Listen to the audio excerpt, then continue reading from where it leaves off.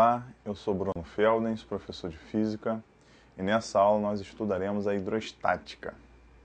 Então, vamos começar fazendo a definição de densidade, porque é muito importante a gente saber o que é densidade no estudo da hidrostática, porque toda hora a gente vai estar trabalhando com densidade líquida, densidade de corpo. Então, vamos definir essa grandeza física.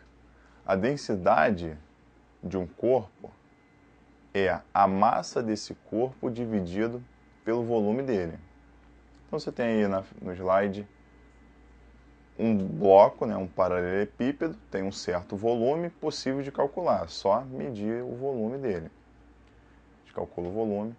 A massa também é possível da gente medir, coloca numa balança, por exemplo, descobre a massa, e a densidade vai ser a massa desse corpo dividido pelo volume desse corpo. Então, essa é a definição de densidade. Bom, daí a gente parte para o conceito de pressão no líquido. O que ocorre quando você tem um líquido e mergulha nesse líquido? Ocorre que a pressão vai aumentar. Isso aí a gente consegue perceber mergulhando numa piscina razoavelmente funda. Se você mergulhar ali uma piscina de 1,80 m, 2 metros de profundidade, você já sente uma pressão no ouvido. Então isso é a prova prática de que, à medida que você aumenta a profundidade, a pressão sobre você também aumenta. Isso por quê? Porque a quantidade de fluido em cima de você vai ficando cada vez maior. Então você tem que aguentar a pressão de cada vez mais fluido em cima de você. Imagina você cheio de livro, um monte de livro na sua cabeça. Cada vez que coloca mais livro na sua cabeça, a pressão que você sente na cabeça vai aumentando. Você pode pensar isso para o líquido também. À medida que você mergulha, a quantidade de líquido em cima de você vai aumentando, de forma que a pressão que você suporta também aumente. Como é que a gente calcula a pressão a uma certa profundidade num líquido? Então, a pressão é dada por essa equação, P igual a P0 mais dGH. P é a pressão na profundidade que você quer saber. Esse P0 é a pressão atmosférica. Porque, repara, à medida que você mergulha, além de você suportar a pressão do líquido acima de você, em cima do líquido a gente tem um ar. E o ar também está exercendo pressão.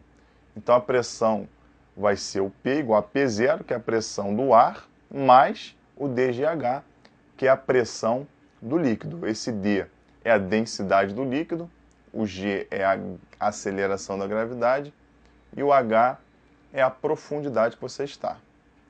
Bom, vamos ver como é que a gente resolve uma questão. Nesse exemplo aí, diz assim: há séculos atrás, grandes sinos metálicos eram usados para se recuperar objetos de artilharia no fundo do mar. O sino era introduzido na água com uma pessoa em seu interior, de tal modo que o ar contido nele não escapasse à medida que o sino afundasse, como indica a figura. Então, a figura é essa aí, ó. Tem um sino, uma pessoa dentro do sino, o sino a uma certa profundidade.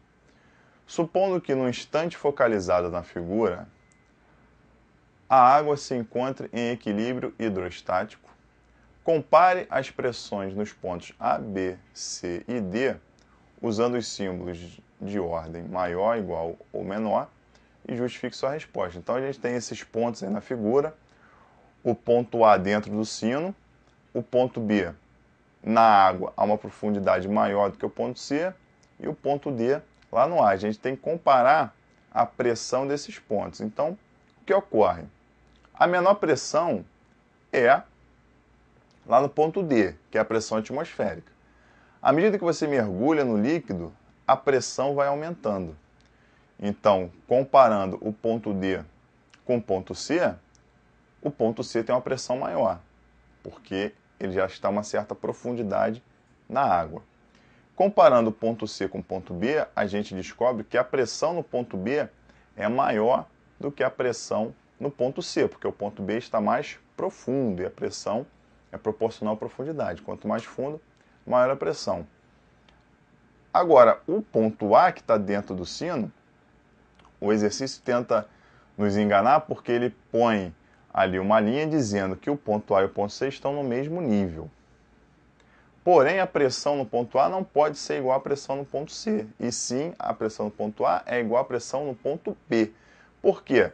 Se a pressão no ponto A for menor do que a pressão no ponto B, a água vai começar a entrar no sino. O único jeito da água não entrar no sino é a pressão dentro do sino ser igual à pressão da água, na profundidade que o sino está, que é o ponto B. Com isso a gente chega à resposta. Que a pressão no ponto A é igual à pressão no ponto B, a pressão no ponto B é maior que a pressão no ponto C, e a pressão no ponto C é maior que a pressão no ponto D.